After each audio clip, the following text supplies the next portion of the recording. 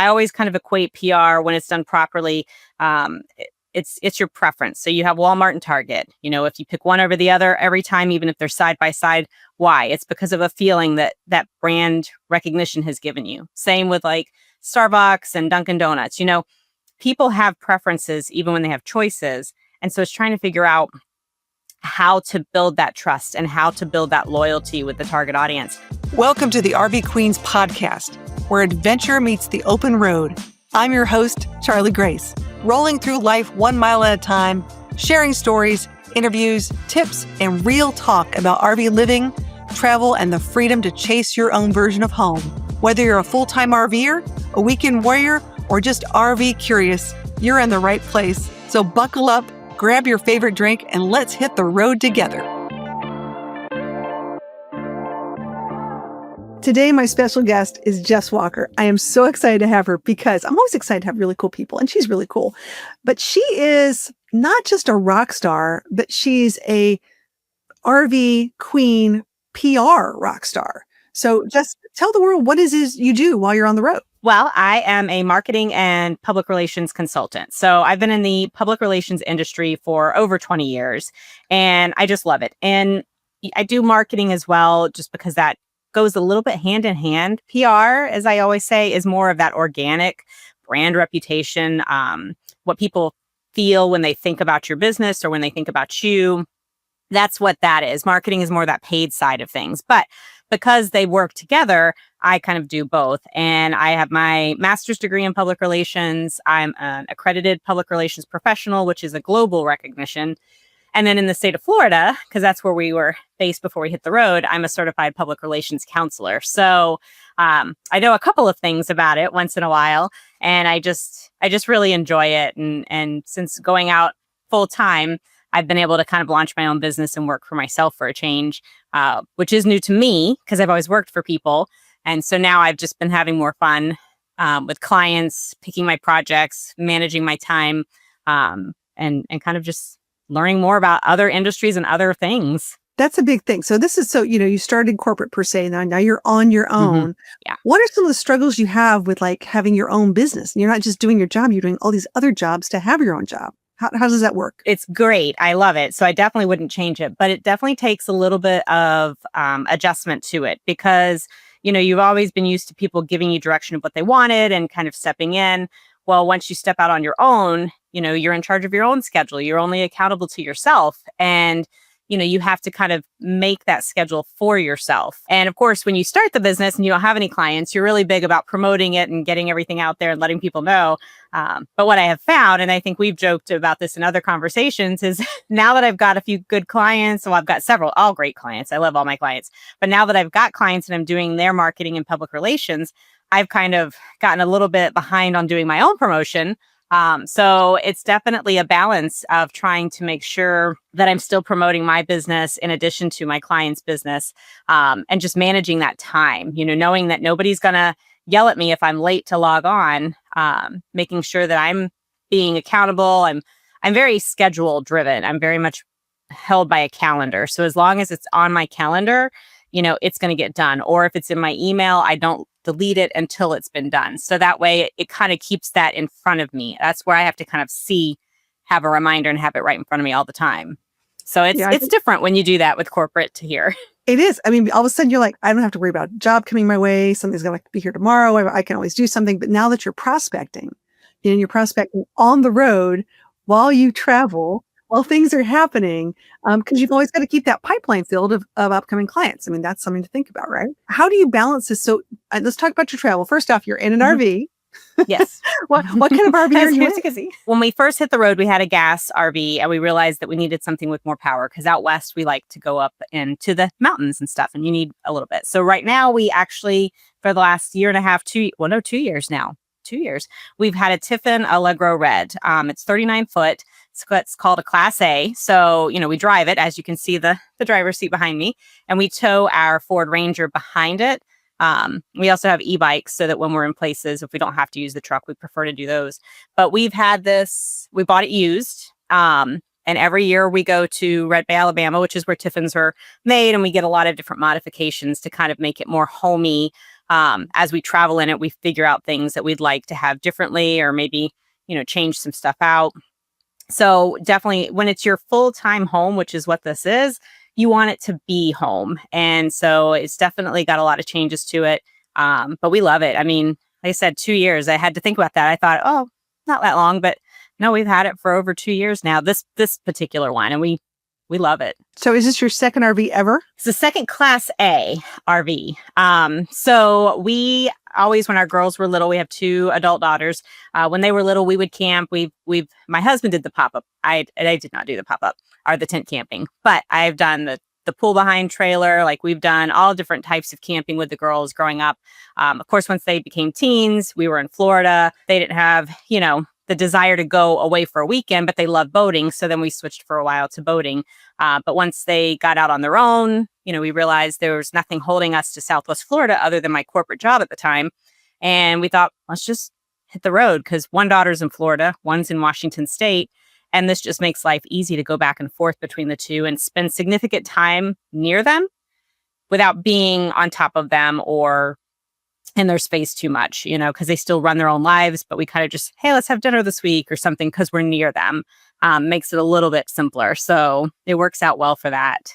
But yeah, second Class A. That's a big topic. I want to talk about that for a second, because I will admit, when my first one went to college and we came for Parents Weekend, all of a sudden I saw all these families with RVs. I'm like, oh, this looks like fun. I'm like, well, I need to get one of these. Then I could, sit with my family and everybody there, my own, and of course have my own bathroom. Very important things. I thought that would be really cool. And I know, I'm trying to think, I think I got it.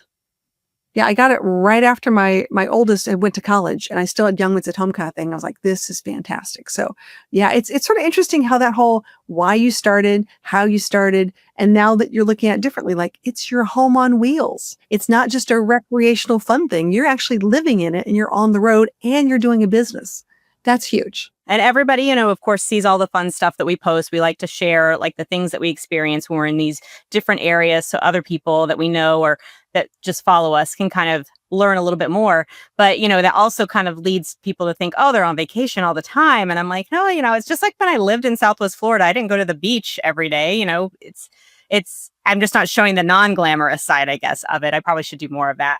But yeah, it's, and having your home too, like going to some of those events, or anytime we've had to travel, either one of us at different times, and stay in a hotel, it's so just baffling and stressful to us because we're used to having everything with us all the time, no matter where we're at. So when you have to pack to leave, you're like, I don't know.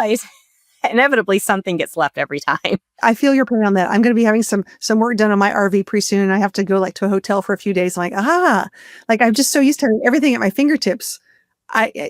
I'm like, what do I bring? I'm like, I don't know. And I travel with a pet. So for me, I have a pet. Do you guys have a pet? Oh yeah. Yeah. She's, my husband's got her out and about right now. So that way she does not chime in with her opinion, because inevitably she does every time I'm on a call. She'll sleep the entire day until I need her to stay asleep. And then she's awake and barking. Okay. So let's talk about that, because that's a really big topic. I travel with a pet. I have lots of meetings like you do. You have to have phone calls and things like that. So having a pet, and they have their own schedule, quite honestly, when they want to go out, they want to go out, or when they want food, they want food. There's no waiting. It's just now is the word. It's like it's having an angry toddler at all times. Have you found any really good things to keep them busy, or how do you deal with work and a pet? Remote work life. Everything on the road is a challenge, not just the pet. It's making sure that like everything around is silent enough for all meetings necessarily, but especially when it's something like a podcast or a recorded meeting or a high client meeting. Sometimes when it's just catch up meetings with other people and they know our circumstances, it's like, okay, if you see my husband or you hear the dog, then that is what it is. But no, we try to plan that. We'll look at my week and say, hey, do we have any meetings this week? Because my husband's retired, but he helps with the business side, like the bookkeeping and all. But he does like to check in. He's like, is it a meeting where I need to kind of be out of sight and out of mind? So we try to plan for those things in advance. I mean, it's not perfect, because if the weather's bad, then he's not going to go out for a walk with the dog.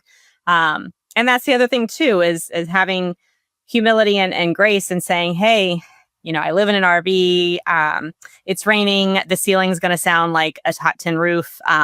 my apologies, or you try to find different ways. The cell service, it's always a challenge. In fact, before this call, I was like, okay, the Verizon business is not working. I need us to get the Starlink out. I need to have a strong connection. So it's just planning and being intentional. It's not always perfect. There'll be times where Stella, our dog, will be inside and I will think I could probably get by and she'll make a thought and opinion known of hers. So, but I try to, for certain meetings, plan that in advance and try to be as intentional with things that I know need my stronger attention. I'm going to give a couple tips right now. If you work with a pet at home and you're remote working and you're on a meeting and it's like 15, 30 minutes, here's my top 10 tips for this. You ready? Here we go. Number 1, get yourself a licking mat. There's those little silicone licking mats for pets. Get some either yogurt, pumpkin, or peanut butter. Okay. You can spread it on there and you can freeze those mats. Take that, stick it in the freezer. It lasts longer and they'll stay there for a good 15 minutes having fun with that. Even on those really big chocolate labs, like I've got a lab, they love that kind of stuff. That's one. Yeah. Another thing I love is getting same kind of thing, getting a bone that's hollowed out and shoving in peanut butter and freezing it. Any kind of frozen treat that, don't get them huge things, but no, enough to get them going. If you give them I was just looking here, hold on. Let me get, oh my gosh, like an elk antler. Well, this thing they're going to love it, but they're going to have a noise in the back. It's going to go crunch, crunch, crunch, crunch, crunch. So you got to be careful what you're giving them. But, when you're working on the road and this is the space. You see half my house right now. Exactly right. But that's fun. But yeah, I love being able to give some tips on that because pets are really important and they're big in our lives. And I think they help us with so many other, mental health and wellness. I think they're just, my favorite lazy coworker that I have. Freeloader, that's not contributing anything but love and attention. And sometimes is real grumpy about doing that. But then I also admire like working parents too, that are living this lifestyle that, they don't just have pets. In many cases they do, but they have small children as well. So it's like, it's just, if this lifestyle gives in any scenario, you the need to be more intentional and planning, even though it is what people see as carefree and doing certain things. You can't just live by the seat of your pants on that. You have to kind of plan no matter what you have going on. And plans change, as we all know, when you have to switch gears and make a different travel route, whether it's for repairs or family emergency or who knows. I always say laundry is no longer just I'm going to run around the corner. It's a day or it's a morning or it's an event, things that you don't take for granted. I'm currently off the road-ish for the next couple of weeks and I'm around with some family and you go, oh my gosh, look at all this space. I know. You're water, like, what is all this water stuff? My fingertips. How cool is that? You never know. I love this. You live by your calendar. Are there any other kind of tools that you use to sort of keep yourself organized? Are you like a sticky note person? What do you do to rule your day? I live by to-do lists as well. And what I try to do is get like a legal pad and just write out my to-do list. And I do best with writing. And, then I can highlight it and when I have it highlighted, I know that's my cross off. That means it's done. So I can still see it. I don't like to cross through it. And then over so much time, maybe I'll have like a bunch of gaps and I've been like skipping over things, I'll tear that and I'll just take those that are still on the list, start a new list. Because it just refreshes my energy. It refreshes my mind to circle back to that. It's not looking like at an exhausted piece of paper and thinking, oh, I've got to get to that. It's like, oh, this is at the top of the list now. So I'm very much old school in that. I do have a calendar that's a write-in calendar too. I don't use it as much because I rely a lot more on that to-do list that I handwrite. But on my Outlook calendar, and my husband and I, we have a calendar for our travel account too. So all of my meetings are actually on 2 calendars when I schedule a meeting. One, because if I'm doing a call or a meeting or just a webinar, I put it on the couple's calendar, the travel calendar, so that he can see that I have something planned that day. But yeah, it's very much calendar driven. Even when we were stationary, we had gym memberships, for example, and he is very good about, I'm just going to go to the gym. For me, if it's not like a meeting on my calendar, I'm not going to go. So I signed up for Club Pilates when we were stationary because it wasn't cheap. And you had to book the classes. And so it was on my calendar. So it's like, nope, that's a meeting for myself. I have to hold myself accountable. strange. You think I just tell myself to go do things to make myself better, but I'm like, no, I need the calendar to tell me to go do it. These are just there's nothing wrong. These are just tools that help you to get through your day and help you plan. There's nothing wrong with it. I use my calendar very much in that way too. It helps me move from this to this to the next. It gives me those transition times. I love that. When it comes to marketing, I get, but the PR, a lot of people don't know what PR people do. Like, what do PR people? I mean, honestly, what do you guys do on the road? So it's more about helping companies and brands and businesses understand how to reach their target audience and not have to pay necessarily for that. How to become a trusted brand or a trusted organization, so that people think of them first when they're looking for things. I always kind of equate PR when it's done properly. It's your preference. So you have Walmart and Target. If you pick one over the other every time, even if they're side by side, why? It's because of a feeling that brand recognition has given you. Same with like Starbucks and Dunkin' Donuts. People have preferences even when they have choices. And so it's trying to figure out how to build that trust and how to build that loyalty with the target audience. And you do that through constant relationship building. It's not just one and done. This PR is hugely about relationships, in my opinion. People have to know you. They have to trust you. They have to know that their values and beliefs align with you and your companies. And so that's also meaning being ethical, transparent where you can, and just trying to help spread the word. I tell people I always try to use a 3-pronged approach when helping a client with PR. And one is, you want to talk about the resources. So if it's an accounting firm, you have to share, accounting information, things they should know, tips, changes, law changes, things like that.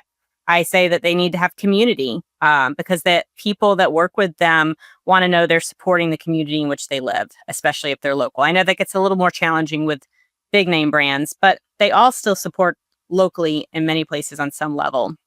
And so getting that word out there, and then your team, your people, and it's getting your people in front of your audience so that they know if I call X, Y, and Z company, I'm not just talking to an AI service. I'm talking to a person and I see what that person looks like. I know a little bit about them. It makes it more relatable and human. And so PR is taking those 3 elements and trying to find ways, whether through press releases, through events, just getting that word out, finding out what publications, if it's a campground, there's a lot of RV resources to reach out to, and try to form those relationships with in the beginning, and then start filtering them the news that's about that campground so that they'll start to promote it, or at least if they're looking for a story, they come to you.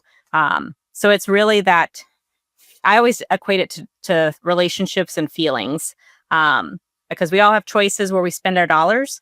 And, if you have both choices right in front of you and you always go with one, there's a reason, because something about that branding or that company has tapped into your emotions and your feelings. That's really important, because I always say you vote with your dollars, you vote with your wallet more than even at the polls these days, but you make choices, you make conscious choices of the more that you spend your money in this way, you promote whatever that is, whether it's a brand or that kind of thing. So that's really important. So I love that idea. Yeah. Fantastic. Yeah. and I've coined this term as an infotainer. I do infotainment. I do a lot of public speaking every year, and I do a lot of information, but it's entertaining. And people box me and say, well, Charlie Grace is X. And you're like, that's great when they can define that. And a lot of people can define that, but then you sit back and go, but is there more? Like, am I hitting that target market? And I think and go, oh, maybe I need a PR person. Maybe I need Jess. Maybe I need someone who Maybe I need someone who can define and get it in a different realm so that people can see exactly what's going on. So I know there's a lot of businesses out there. So do you specialize in any one type of business, or, when we talk about clients, what are you looking for? Well, that's the great thing too with PR, which also helps me explain the strategy behind it. So people think, oh, PR, it's just having events or throwing things out, and hoping that it sticks. But it's actually very strategic. There's a multi-step plan with research involved, picking your audiences, figuring out what your strategies are going to be and your tactics from there, setting measurable goals. So you have to be able to know that you are achieving what you're out to do and not just hoping that, hey, I heard more people talk about it, so it must be working. There are ways to measure these things, especially when you build from the beginning. And then, a timeline. Like if you're saying I want to have X increase in my product sales in a year, well, every quarter, you're going to put a stopgap measure in there to check that and say, okay, I should be, if I want to hit my goal, at this goal, this target. If you're not, figure out why, make those adjustments. Don't wait till the end of the year. And so it's a full plan. It's a communications campaign plan that helps do all of those things on the PR side. And by having that skill and having that knowledge, it allows me to work with any industry and any business. I'm not just set to, accounting or camping or anything. My background, I've worked for companies in retirement communities. I've worked for colleges. I've worked for a nonprofit, an accounting firm, an engineering firm. I've had quite the background when it comes to PR, and I've been successful in all of them because it's applying that strategic plan. No matter what you do, even if you start a new job in something you're trained for, you have to learn about that company. So I'm just coming in, learning a little bit about the company and the industry and taking my skills and applying it from that point after doing some research. Love it. So you can take anybody. You could take from the accounting to the nursing home to the infotainer to the who knows what. I think that's fantastic. I love this. And you can do it on the road, even better. Yes, even better. You get to open your window and all of a sudden you're like, okay, I'm looking at mountains today and I'm having my meetings. And the next day I'm open my window. Oh, I'm at the beach today. I'm having meetings. How nice is that? How cool is that? So whose idea was it to go on the road? Was it yours or your husband's?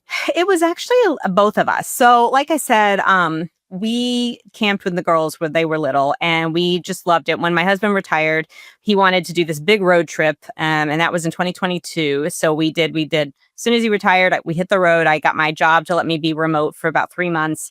And we just went out west and, kid in a candy store, we crammed as much in there and we were exhausted when we got back, but we loved it. And we started meeting people on the road that were doing it full time that had sold everything. And it was just so intriguing. And so then the next year in 23, we did that again. We did a big summer trip. We have little trips through the year in Florida and Georgia, but we really thought this might be something we could do. And both kept saying how much we loved it. And so, well, why don't we start planning towards it? And for a while, we were both checking with each other. Are you just saying you like it? Because, I like it. Do you really like it? You have to get past that point. And we thought, well, let's take this next year to figure it out. I know some people can do it in a matter of months, but, we're a little bit on the planning side. He, even more so than I am, likes to really get in the nitty gritty details. And so it's like, okay, well, what are we going to do for doctors? What are we going to do for mail? There's so many things you don't think about until you don't have a home base.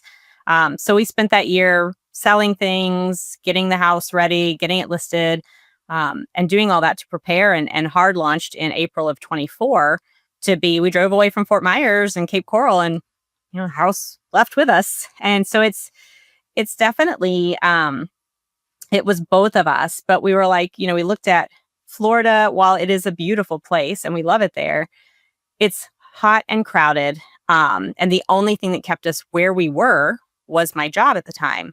And it was, great people, great organization, but just we weren't enjoying the rest of the time. It was just so stressful. And so we're like, we don't really need to be here. And so we just thought, well, let's just drive around and we keep a list of our favorite places. So we, one day we will have to settle back down, whether it's because we're tired of it or health reasons or something. So we have our list of our favorite places. That way, if we ever want to start researching more in depth, we know, and they're all tiny towns. So, but I don't think we'll get tired of this anytime soon. It would have to be something really significant to put us to be still for a bit. One of the biggest lessons I've learned is that you've got to be flexible. We talk about living by our calendars, and it's true. And I have my to-do list. I have all these things to do. But I've also learned that things can change on a dime. So have you had things where you've had to just be flexible and whether it be a campground that didn't work out or something of that nature? What's some of your flexible stories? Absolutely. And that is a big thing in this lifestyle. We've had many things, as many people have. We drive with our house. Our house, basically, anytime we're moving, is experiencing an earthquake. And so things just over time are going to wear down or wear out. And so repairs are a big thing. We try as hard as we can to maintain and have regular checkups with the engine and certain things. My husband's amazing about getting that booked and on the calendar. But we've been to Red Bay 3 times this year just for different repairs and stuff that weren't planned. One of them was planned, but the other 2 were not. We love, the people there are great. They do wonderful work, but it's nothing that happened. It's just the wear and tear of life. So repairs are always a big thing. That when you plan these trips, and we do try to plan about a year in advance, just because a lot of the things we want to do and the campgrounds you want to see, you need to plan to get in as soon as they're available. And so we do plan out as much as we can in a year, knowing that we might have to switch plans. And quite honestly, we're supposed to be in Florida right now, but because of the repairs in Red Bay, we ended up adding on to our trip and rerouting. And we were supposed to come down the full eastern coast, which we didn't do. So, we've just made a lot of changes in every trip.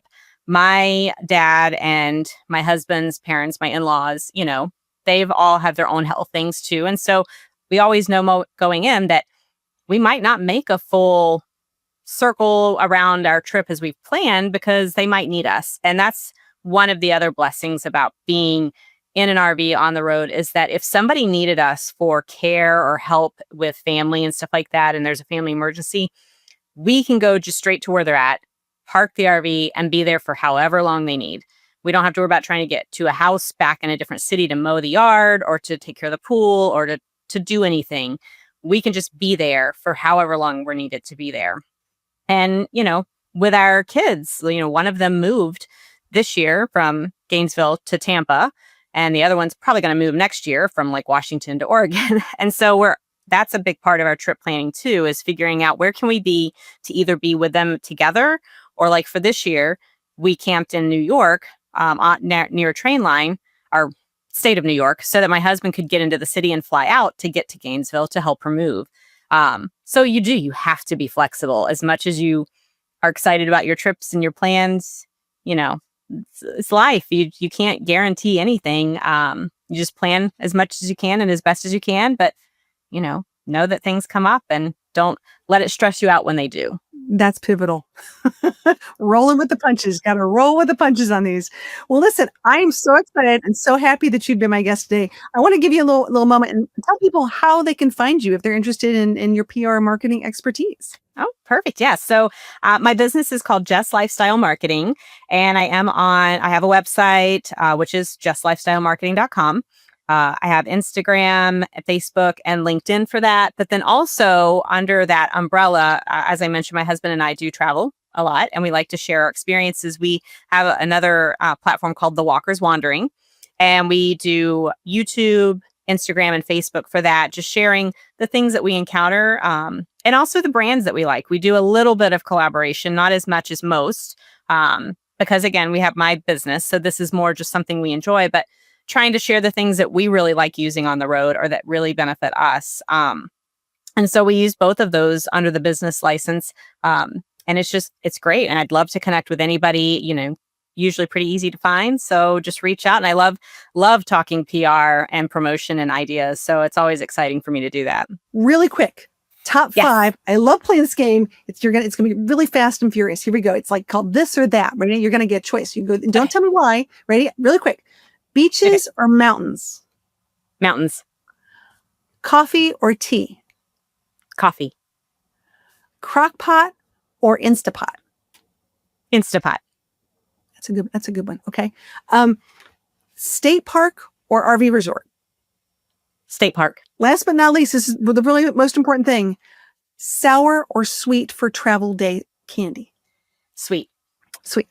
Me too. Yeah. See, I know. Salty too, though. Salty chips. Have you ever had chocolate covered potato chips? No, but that sounds delicious. It's divine. I think everyone should try them. If you don't make them, they're fantastic. Sometimes you find them during the holidays in like different places. It's chocolate covered potato chips. Trust me, you will not go wrong. I'm going to be looking for them now, especially with the holidays. There's chocolate covered everything coming up. So it's got to be somewhere. Got to be somewhere. All right, Jess. Well, thanks so much for being here. I really appreciate you Thank you. Appreciate all that you're sharing with our wonderful Queens community because it's been fantastic. We are going to be doing a really cool directory. I'm excited about this. I'm calling it like the Chamber of Commerce of cool travel ladies out there who are businesses because we want to promote each other and support our business community who are out there on the road. So do me a favor and enjoy the holidays, pretty please. Yes, you as well. We just appreciate you being part of the community.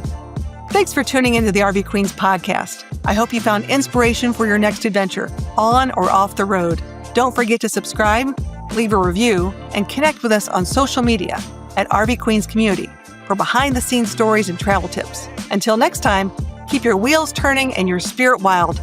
We'll see you down the road.